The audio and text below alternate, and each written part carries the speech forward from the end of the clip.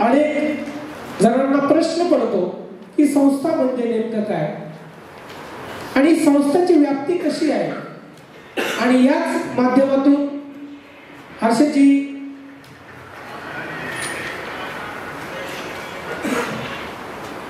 यांना प्रश्न विचारूया की संस्था म्हणजे नेमकं काय. नमस्कार. एखादा कुठलाही व्यवसाय जर आपल्याला करायचा असेल तर एक प्रकारे आपल्याला एक नोंदणी असणं गरजेची आहे. बऱ्याच वेळेस आपल्याला प्रश्न पडतो की मला व्यवसाय करायचा की मी नेमकं काय केलं पाहिजे. या गोष्टी सर्वात जास्त जर म्हणलं तर संस्थेच्या बाबतीमध्ये खूप घडतात. काही लोकांनी बनवली म्हणून मी बनवतो, त्याला माहिती नसतं कशामुळे बनवायची, पण त्यांनी बनवली तर माझ्याकडे पाहिजे, ही एक मानसिकता खूप लोकांची आहे. टेंडर गुरुमध्ये सुद्धा खूप जणांचा तोच प्रश्न नेहमी असतो, मी संस्था नोंदणी केली पाहिजे का. पण नोंदणी करण्याच्या अगोदर माहिती पाहिजे की संस्था म्हणजे काय. खरं तर सुरुवात करतो की व्यवसाय करत असताना, शासकीय कामे घेत असताना, ठेकेदार बनत असताना नॉर्मली आपल्याकडे काय रजिस्ट्रेशन असलं तर मी स्वतः एक व्यवसाय करू शकतो. त्याची सुरुवात होते एकल मालकी कंपनी म्हणजे प्रोप्रायटरशिप फर्म, की एकटा एक व्यक्ती स्वतःच्या नावावर काही लायसन्स काढून शासकीय कामं घेऊ शकतो, ती झाली एकल मालकी कंपनी. दुसरी, एका व्यक्तीला अजून एखादा मित्र मिळाला, अजून 2 मित्र मिळाले, अजून 3 मित्र मिळाले आणि 3 लोकांनी एकत्रितरित्या स्थापन करायची, तर एकल मालकी होईल का? नाही. मग ती झाली भागीदारी कंपनी. का? कारण संस्थेमध्ये आता 4-5 लोक आले. मग संस्था म्हणजे काय, तर 3, 4, 5 लोकांपेक्षा जास्त एकत्र येऊन त्या एकत्रितपणामध्ये एक प्रकारे व्यवसाय किंवा काही ऍक्टिव्हिटी करायची असेल तर ती आहे संस्था, की जिथे त्या गोष्टीचा एक मालक नाहीये. एक अध्यक्ष असणार, एक सचिव असणार आणि काही सदस्य असणार. ते सदस्य मिळून ठरवतील कोण अध्यक्ष असेल, कोण सचिव असेल. आणि या एकत्रितपणा आल्यानंतर एक काहीतरी कुणाचं विजन असेल की आपल्याला खूप मोठं काम करायचंय, कुणाला औद्योगिक काम करायचंय, कुणाला सेवाभावीचं काम करायचं आहे. तर सोपी जर डेफिनेशन जर याची म्हणायची तर 10, 11, 15 लोक एकत्रितरित्या येऊन एक संघ, एक व्यावसायिक दृष्टिकोन ठेवून पुढे येतो, त्याचंच नाव आहे संस्था.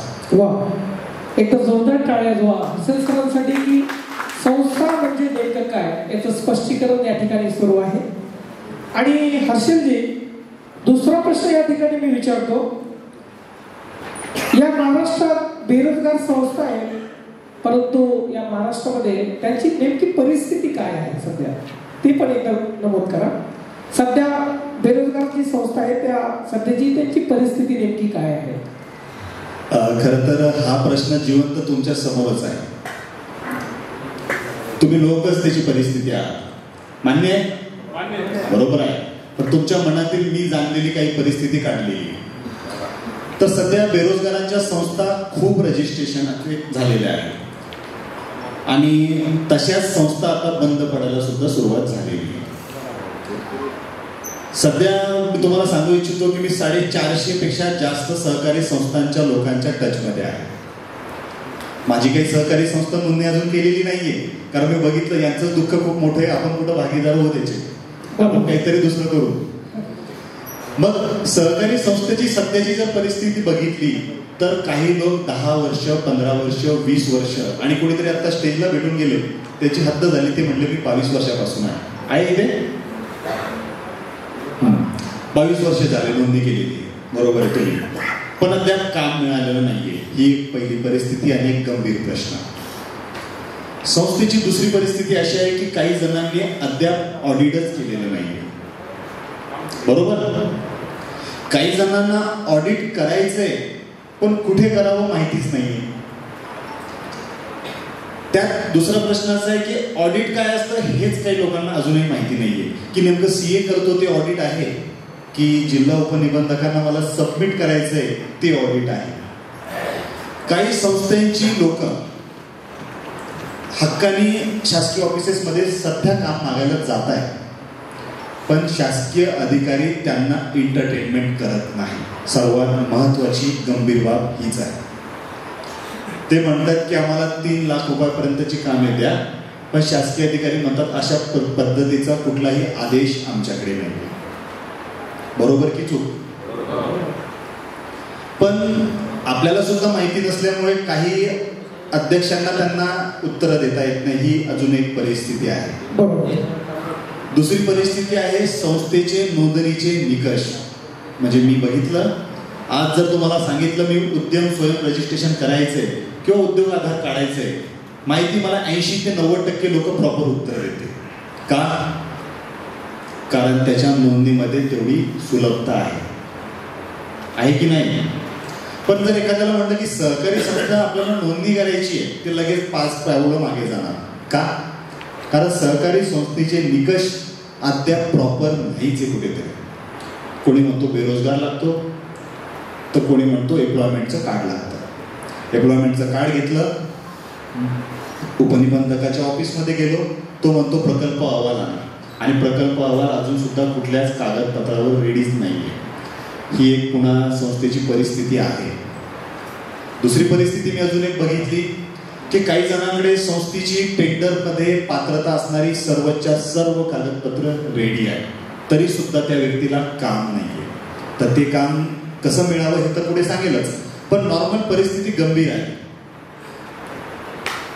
नोंदणी आहे, सगळं आहे, पण परिस्थिती खूप गंभीर आहे. कदाचित आपल्याला एक दिवस पुरणार नाही एवढ्या त्यांच्या समस्या आहेत, आणि यापेक्षा खूप बिकट परिस्थिती सध्या तरी आहे. बरोबर आहे. हर्षद सरांनी अतिशय सुंदर पद्धतीने नमूद केले की सध्या बेरोजगार संस्थांची जी परिस्थिती आहे हा प्रश्न होता, आणि त्या प्रत्येक प्रश्नाचं या ठिकाणी अतिशय सुंदर पद्धतीने ते उत्तर देत आहेत. आणि तिसरा महत्वाचा प्रश्न मी या ठिकाणी विचारू शकतो. आता ही संस्था आम्हा सर्वांना माहीत आहे, परंतु बऱ्याच जणांना हर्षदजी सेवाभावी संस्था आणि सेवा सहकारी संस्था यातला मुख्य फरक काय, आणि याची नोंदणी प्रक्रिया कशी असते, जरा समजून सांगा याबद्दल. हा तर माझ्या आवडीचा प्रश्न आहे, कारण दिवसभरातून याच प्रश्नाला उत्तर जास्त येतात की संस्था म्हणजे काय. तर सर्वांना एक गोष्ट आज क्लिअरच करतो. संस्था हा प्रकार जो आहे ही एक एंटिटी आहे. जसं मी म्हणतो एकल मालकी कंपनी करायची तर एकटा मालक होतो. तर संस्थेचे 2 प्रकार आहेत. एक आहे सेवाभावी संस्था, दुसरा आहे सेवा सहकारी संस्था. आता तुम्ही सर्वजण इथे आलात तर तुमच्या संस्थेला एक टॅगलाईन लागू शकते की तुम्ही शासकीय ठेकेदार बनू शकता. का? कारण तुमची संस्था ही सेवा सहकार आहे. एकमेकांना सहकार्य व्हावं, एकापेक्षा जास्त लोक एका ठिकाणी शासकीय कामासाठी पात्र होतात, अशा पद्धतीची जी संस्था असते ती आहे सेवा सहकारी संस्था. सेवा सहकारी संस्था ही नोंदणी होते जिल्हा उपनिबंधक यांच्या कार्यालयामध्ये आणि तालुका निबंधक. आणि सेवाभावी संस्था जी आहे तिचा आणि सेवा सहकारी संस्थेचा एकमेकाशी काहीही संबंध नाही. तरी सुद्धा बरेच लोक संस्थाच माहिती नाहीये आणि कुठले तरी कागदपत्र साहेबांच्या तिथे घेऊन जातात. मी स्वतः बघितलं की काही जण सेवाभावी संस्थेचा प्रस्ताव हा जिल्हा उपनिबंधक यांच्या कार्यालयात घेऊन जातात, माहितीच नाही नोंदणी कुठे होते. बरोबर. आणि गठ्ठ्याच्या फायली पण यामध्ये आहेत. यस, हा मुख्य म्हणजे काय अनुत्तरित प्रश्न आहे. यस, तर त्याच्यात सुलभता म्हणून या व्यासपीठावर तुम्हाला सांगतो, ज्यांना टेंडरिंग मध्ये यायचंय किंवा तुमच्यापैकी सर्वांना शासकीय ठेका आता आजपासून, उद्यापासून, परवापासून सुरुवात करायचीच आहे, त्यांनी एक गोष्ट समजावून घ्या. प्रशिक्षण रिलेटेड जे काम असतात, ज्या कामाचा 1 रुपया सुद्धा तुम्ही स्वतःच्या खर्चासाठी यूज करू शकत नाही, फक्त ते काम तुम्हाला डोनेट बेसवर करायची आहे, ती संस्था असते सेवाभावी संस्था, जी आपल्याकडे धर्मदाय आयुक्त यांच्याकडे रजिस्ट्रेशन होते. क्लिअर? धर्मदाय आयुक्त यांच्याकडे जी संस्था नोंदणी होते, ज्या नोंदणी केल्यानंतर फक्त प्रशिक्षण कामाची टेंडर मिळतात. त्याला बांधकामाची मिळणार नाही, स्टेशनरी पुरवठ्याची मिळणार नाही, केटरिंगचं काम मिळणार नाही, रोडचं काम मिळणार नाही, कुठल्याही प्रकारचा तो व्यवसाय करू शकत नाही. अशी जी संस्था आहे ती आहे सेवाभावी संस्था, जी कुठे नोंदणी होते? धर्मदाय आयुक्त, आणि तिचा नॉर्मल खर्च येतो 500 रुपये, बस. यापेक्षा 1 रुपया सुद्धा जास्त येणार नाही. आता दुसरा विषय जो की तुमचा आहे, सेवा सहकारी संस्था. सेवा सहकारी संस्था फक्त ती नाही आहे. काही जणांची नावं मी आता बघितली, स्वयंरोजगार. मग तो म्हणतो हा काय विषय आहे? काही म्हणतात मी तर बेरोजगार लावला, तो काय विषय आहे? हा विषय एकच आहे, जी संस्था सहकारमध्ये नोंदणी आहे ती सर्वच्या सर्व टेंडरसाठी पात्र आहे. तुम्हाला किती अधिकाऱ्यांनी सांगितलं असेल मला माहिती नाहीये, काम मिळत नाही. 100% तुम्हाला सर्वच्या सर्व कामं त्यावर मिळूच शकतात. सेवा सहकारी संस्थेचे नोंदणीचे निकष मध्यंतरी चेंज झालेले, कदाचित काही जणांनी ग्रुपला पाहिली असेल ती पीडीएफ. पण नॉर्मली 15 लोकांची ती कमिटी आहे. 15 लोक तिथे पाहिजे, ते बेरोजगार पाहिजे, त्यांचं एम्प्लॉयमेंटचा कार्ड पाहिजे, त्यांचा त्या व्यतिरिक्त कुठेही दुसरा व्यवसाय नको. एका सेवा सहकारी संस्थेमध्ये मी सदस्य आहे तर मी दुसऱ्या सेवा सहकारी संस्थेमध्ये सदस्य होऊ शकत नाही, परंतु मी सेवाभावी संस्थेचा सदस्य होऊ शकतो. का? कारण दोन्हीच्या नोंदण्या वेगळ्या आहेत. हा महत्वाचा त्यातला फरक आहे. ओके हर्षद सर, एक दुसरा एक महत्वाचा प्रश्न आहे. सहकारी संस्था यामध्ये फायदे आणि तोटे काय असू शकतात? सहकारी संस्था शासनाचा असा प्रकल्प होता की ज्यामध्ये शासन प्रत्येकांना रोजगार देऊ शकत नाही. कितीही शासन येतील, कितीही जातील, तरी परिस्थिती हीच असते. त्याचं कारण काय की शासन एकट्या व्यक्तीच्या मागे लावून नाही येऊ शकत. त्यामुळे शासनाने ठरवलं की सहकारमध्ये काही लोक एकत्रितरित्या येऊन जर आले तर त्यांना मॉनिटर करणं पण सोपं होतं, त्यांच्यासोबत लक्ष देणं सुद्धा सोपं होतं. मग सहकार स्थापन झालं. सहकारी संस्थेचे फायद्यापेक्षा मी अगोदर काही तोटे तुम्हाला सांगतो की तोटे काय काय आहेत. सध्या तर सहकारी संस्थेमध्ये ज्यावेळेस 13 ते 15 लोक एकत्रितरित्या येऊन ही संस्था स्थापन करतात तर ऑलरेडी त्यांचा एक नॉर्मल तोटा असा होतो माझ्या मते की ते बाकी ठिकाणी बेरोजगार राहत नाही. त्यांना एकाच स्टेज खाली काम करणं बंधनकारक पडतं. कारण बेरोजगारांची व्याख्या काय आहे की ज्यावेळेस मी सुशिक्षित बेरोजगार सेवा सहकारी संस्थेचा सदस्य होतो त्यावेळेस साहजिक आहे की मी कुठल्याही प्रकारचा बाहेर व्यवसाय करू शकत नाही. कारण त्यांनी व्यवसाय केला, त्याला जर पैसे मिळत असेल तर बेरोजगारांची अट त्याला तिथे लागू होते, म्हणजे त्याला तिथे फायदा होत नाही. पण जर तो एकटा बेरोजगार असेल तो एका टाइमला 5 प्रकारे बिझनेस करू शकतो. तो एकल मालकी कंपनी करू शकतो, प्रायव्हेट लिमिटेड करू शकतो, त्यानंतर तो पार्टनरशिप फर्ममध्ये सुद्धा राहू शकतो. तर मी समजतो की एक बेरोजगार सहकारी संस्थेचा जर एक सदस्य म्हणून जर मला काम करायचं आहे तर माझा सर्वात महत्वाचा तोटा तो होतो की मला फक्त बेरोजगार संस्थेमध्येच काम करावं लागतं आणि नंतर टेंडरमध्ये येताना मला दुसरं रजिस्ट्रेशन करून मला बाकी ठिकाणी काम करता येत नाही. ओके, आता एक मला वाटतं फायदा बाकी आहे सहकारी संस्थेचा. सहकारी संस्थेचा एक फायदा असा आहे की 2002चा जो GR आहे जर तो नीट आपण वाचला तर त्याच्यामध्ये शासकीय खरेदीमध्ये प्राधान्य दिलेलं आहे. पण बरेच जणांचा मी प्रश्न बघतो, तुमचे निवेदन येत असतात राज्याच्या ग्रुपला, जिल्ह्याच्या ग्रुपला की आम्हाला 3 लाखाची कामं पाहिजे. तर ती 3 लाखाची कामं मिळतात, हा एक महत्वाचा फायदा आहे. दुसरा फायदा आहे शासकीय ई-लिलाव.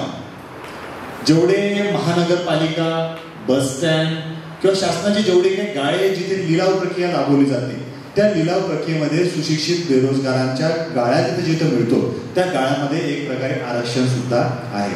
पण बऱ्याच जणांना याची सुद्धा माहिती नाहीये, त्यामुळे तो फायदा घ्यावा की नाही हा पण एक संभ्रम त्याच्यामध्ये निर्माण होतो.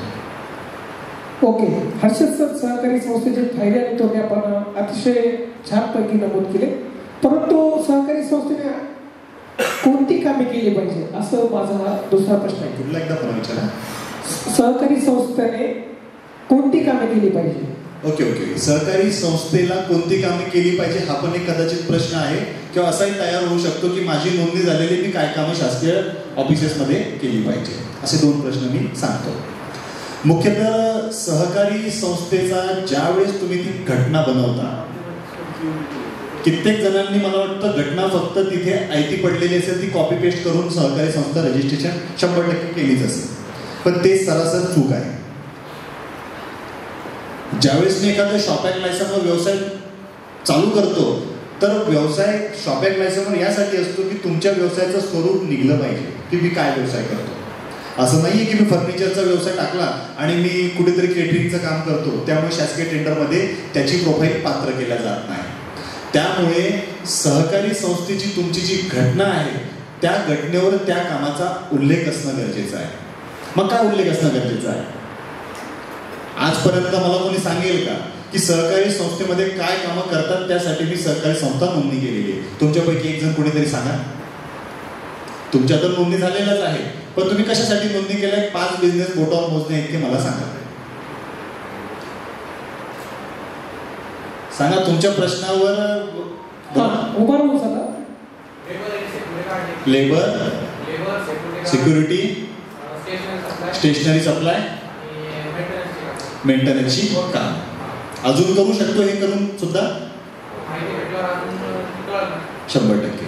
मी सांगतो एका सहकारी संस्थेवर माझ्या मते 550 पेक्षा जास्त कामं आपल्याला घेता येतात. आता ते कसे घ्यायचे?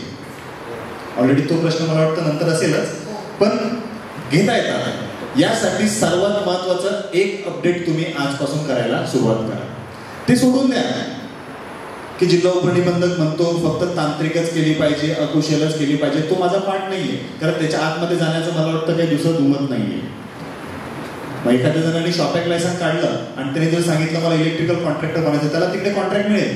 आणि बेरोजगारांच्या संस्थेमध्ये तांत्रिक आणि कुशल आणि अकुशलमध्ये आपण थांबतो. तर सर्वात महत्वाचं कामाची एक यादी बनवा, ज्याच्यामध्ये ट्रेडिंग रिलेटेड कामं टाका. ट्रेडिंग रिलेटेड म्हणजे एखादी वस्तू विकत घ्या, दुसऱ्याला ती वस्तू देऊन टाका. शासकीय ऑफिसेसमध्ये सर्व्हिसपेक्षा, वर्क्सपेक्षा सर्वात जास्त जे काम चालतं ते चालतं ट्रेडिंग. शासनाला खुर्च्या लागतात त्या टाका, फर्निचर सप्लाय. शासनाला साफसफाईचे कामाचे लोक लागतात, घटनेमध्ये नमूद असणं गरजेचं आहे. तुम्ही मी सांगतो कन्स्ट्रक्शन पण त्याच्यामध्ये टाका, काही अडचण नाही, टाका त्याच्यामध्ये. पण आपण काय करतो, घटनेत ते टाकत नाही आणि ऑफिसरला सांगतो. तो म्हणतो तुम्ही काय काम करता, तर तो म्हणतो तुमच्या घटनेतच लिहिलेलं नाहीये. तिथून आपण वापस येतो. का? कारण घटनेमध्ये हे मुद्दे तुम्ही टाकणं अपेक्षित आहे. सर्वांना मी आपल्या राज्याचा जो ग्रुप आहे त्यावर मी स्वतः काढलेले एक PDF आहे. ती पूर्णच्या PDF तुमच्या बेरोजगारांच्या संस्थेवर घटनेला पास करून घ्या आणि मग तुम्हाला सांगतो कुठल्या टेंडरला तुम्हाला पात्र होता येतं. हर्षद सर, आपण टेंडर गुरु म्हणून सर्व महाराष्ट्रात त्या ठिकाणी आपलं मार्गदर्शन असतं, परंतु सहकारी संस्थेवर टेंडर कशी घ्यावी यावरही मार्गदर्शन आपलं हवं आहे. नक्कीच सहकारी संस्थेवर टेंडर घ्यावं यासाठी तुम्हाला सर्वात महत्वाचा एक विषय सांगतो. कदाचित काही जणांना नवल वाटेल, पण मी त्या घटनेच्या आधारे आणि प्रॅक्टिकल कामावर माझा जास्त विश्वास आहे. मित्रांनो, माझ्याकडे 3600 ऑर्डर्स आहेत माझ्या स्वतःच्या. बाकीच्यांचं मला माहिती नाही, पण मी स्वतः 3600 टेंडरच्या वर्क ऑर्डर माझ्याकडेच आहे. काही मला वाटतं त्यांनी दाखवलंय बाजूला, ते माझे प्रॅक्टिकलच काम चालू आहे. मग हे का शक्य झालं, तर मला त्याचा एक मेन गाभा मिळाला की टेंडरमध्ये नेमकं आहे तरी काय. पण सहकार वाचत असताना एक गोष्ट लक्षात आली की सहकारी संस्थेला टेंडर प्रक्रियाच नाही. माहितीये, टेंडर हा तुमचा पार्टच नाही. कारण शासनाने सरळ सरळ सांगितलेलं आहे की या लोकांना विना निविदा कामं द्या. काही जणांनी तुम्हाला सांगतो माझ्याकडे तक्रार सुद्धा केली की सुशिक्षित बेरोजगारांना टेंडर प्रक्रिया नाहीये, तुम्ही का सांगता त्यांना की टेंडर मध्ये या. आता त्याचं उत्तर पण तुम्हाला सांगतो, प्लस तुम्ही काय सुरुवात करायची ती पण सांगतो. तर मी विचार केला की सहकार संस्थेला जर टेंडर प्रक्रिया नाहीये तर साहजिक आहे की शासकीय ऑफिसेसमध्ये तुम्हाला कामं दिली पाहिजे.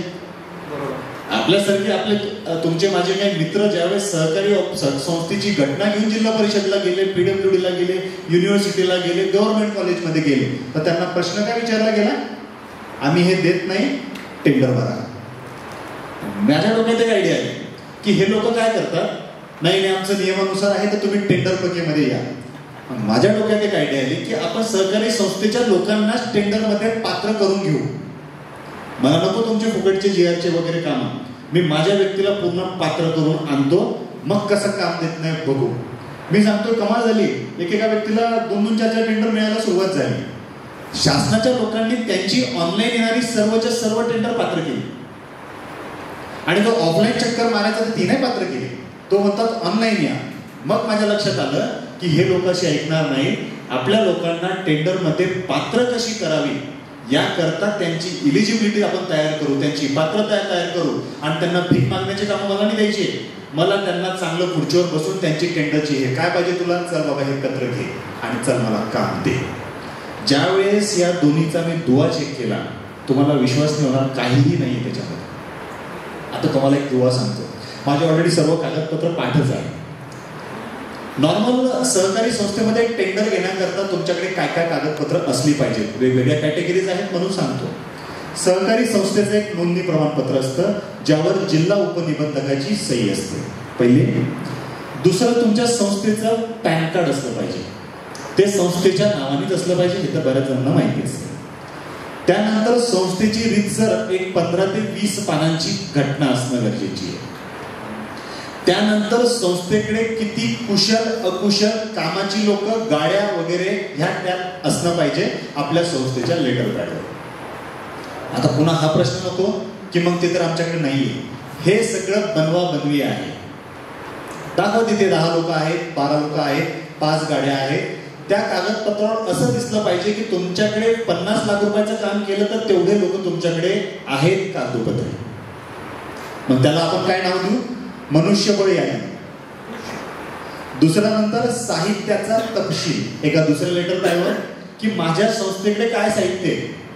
आता साहित्य कसे निवडायचे की मी एक इलेक्ट्रिकलचं काम घेण्याची माझी मानसिकता असेल तर त्या व्यक्तीने इलेक्ट्रिकल रिलेटेड माझ्याकडे काय काय सामान आहे याचं पूर्णपणे सामान, एक ढोबळ अंदाजित सामान त्यांनी त्यात बनवायचं. तो झालाय तुमचा पेपर. त्यानंतर संस्थेच्या अध्यक्ष आणि सचिव यांनी जिल्हा उपनिबंधक कडून मागणी करून एक पत्र घ्यायचे. ते कोणतं? सुशिक्षित बेरोजगारांना च्या संस्थेला टेंडर फी आणि EMD मध्ये सूट मिळाली पाहिजे किंवा सूट मिळते अशा पद्धतीचं एक पत्र आहे. जर तुमच्याकडे कोणाकडे नसेल तर मी तुम्हाला पाठवेन. तुम्हाला देणार नाही मला माहिती आहे, काही जणांना देत नाही, हे पण तुम्हाला सांगतो. म्हणजे तुम्हाला ती जी पुढे अडचण आहे ना, ऑलरेडी आम्ही ती करून बघितलेली. ते लोक देत नाही, तेव्हा असं काही नाहीये, असा कुठला GR नाहीये. तर ते कसं करायचं तो पाठ मी नंतर सांगेन तुम्हाला. पण मग ते पत्र तुमच्याकडे असलं पाहिजे. जे पत्र त्यांच्याकडे मिळालं, मी तुम्हाला गॅरंटेड सांगतो 5 कोटीच्या टेंडरला तुम्हाला 1 रुपया सुद्धा लागत नाही. ते पत्र असलंच पाहिजे. सुशिक्षित बेरोजगार सेवा सोसायटींना शासकीय निविदेमध्ये सूट मिळावी या पद्धतीचं ते पत्र त्या सोबत जोडलं. त्यानंतर कौशल्य विकास विभागाचं अजून एक पत्र मिळतं, कदाचित ते काही जणांना माहिती नसेल. अजून एक पत्र मिळतं जिल्हा व कौशल्य विकास विभागामध्ये की या संस्थेमध्ये असलेले सर्व लोक हे बेरोजगार आहेत, त्यामुळे शासकीय खरेदीमध्ये यांना प्राधान्य देण्यात यावं. आजपर्यंत तुम्ही म्हणता की आम्हाला प्राधान्य आहे, हे बोलणं वेगळं, आणि जिल्हा कौशल्य विकास यांच्या मार्फत मिळालेलं पत्र आणि त्यांच्याकडे जायचं की हे यांनी आम्हाला दिलेलं आहे, आम्ही मागत नाही, त्यांनी आम्हाला दिलेलं आहे, पात्रता द्या. तो एक विषय आहे. त्यानंतर 10 पेक्षा जास्त लोकांचं जर एखादं काम असेल तर त्यांनी EPF आणि ESIC हे एकाच वेळेस नोंदणी होतं, हे लायसन्स त्याच्यामध्ये असणं गरजेचं आहे. त्यानंतर आपल्या संस्थेचं रेग्युलर ऑडिट असणं गरजेचं आहे. आणि विशेष म्हणजे तुम्हाला सांगतो की कमीत कमी 3 वर्षाचं तरी असलं पाहिजे. जरी नसेल तरी सुद्धा काम 100% मिळेल, हरकत नाही. पण जर तुमची संस्था जुनी आहे तर कमीत कमी 3 वर्षाचा ऑडिट रिपोर्ट पाहिजे. तो 2 प्रकारे असतो, माहिती आहे. जिल्हा उपनिबंधकाला सादर होतो तो वेगळा, आणि एक इन्कम टॅक्स पॅन कार्डच्या सोबत जो लिंक होऊन इन्कम टॅक्सच्या वेबसाईटवर जो भरला जातो तो वेगळा. फक्त भरत असताना काळजी घ्या, दोन्हीच्या रकमा सारख्या पाहिजे. तो एक असणं गरजेचं आहे. त्यानंतर वस्तू व सेवा कर म्हणजे GST. किती जणांकडे GST? आता तुमच्यासाठी एक छोटासा प्रश्न, तुम्ही मला विचारा, मी यांना विचारा. आता मला सांगा, मी एका शासकीय कार्यालयात गेलो, मला एक 15 लाख रुपयाचं काम घ्यायचं. कितीचं? 15चं मला काम घ्यायचं. सर्वांना प्रश्न आहे, ज्यांच्याकडे GST असेल त्यांना पण विचारतात. आता मी ऑफिसला गेलो तर तो व्यक्ती म्हणतो की GST शिवाय आम्ही काम देत नाही. काय केलं पाहिजे?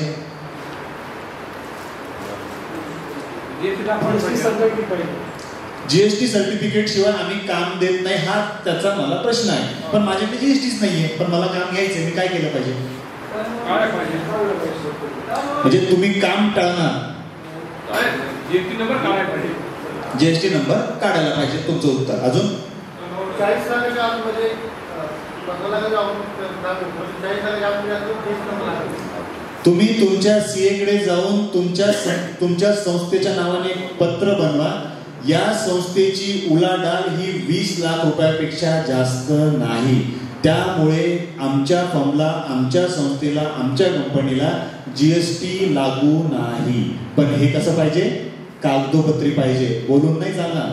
20 लाख रुपये गुड्स, 20 लाख रुपये सर्व्हिस, 20 लाख रुपये वस्तू, 20 लाख रुपये सेवा, 20 आणि 20 40. तर ही उलाढाल यांच्या कंपनीची नसल्यामुळे जीएसटी प्रमाणपत्रच यांना लागू नाही. अशा पद्धतीचं पत्र यांना ऑडिटर कडून लिहून घ्यायचंय आणि ते पत्र जिथे जीएसटी विचारतील तिथे ते देऊन टाकायचंय. तुमचं जीएसटीची अट तिथे शिथिल होऊन जाईल. पण असं केलं तर क्लिअर? 20 गुड्स 20 सर्व्हिस असं करून 40. आता हा झाला वस्तू व सेवा. त्यानंतर ऑनलाईन टेंडर भरण्याकरता तुम्हाला डिजिटल सिग्नेचरची एक की लागते. तर ती की असणं गरजेची आहे. पण आतापर्यंत सांगितलेली कागदपत्र जर यांच्याकडे नसतील तर काढण्याची गरज नाही. बरोबर, गरजच नाही, काढू नका. उगाच तुमचे पैसे जाणार आणि त्याचा उपयोग होणार नाही. जोपर्यंत हे कागदपत्र बनत नाही तोपर्यंत काढायची नाही. आणि त्यानंतर सर्वांना आवश्यक एक रजिस्ट्रेशन सांगतो. तुमचे काही जरी प्रश्न असेल काम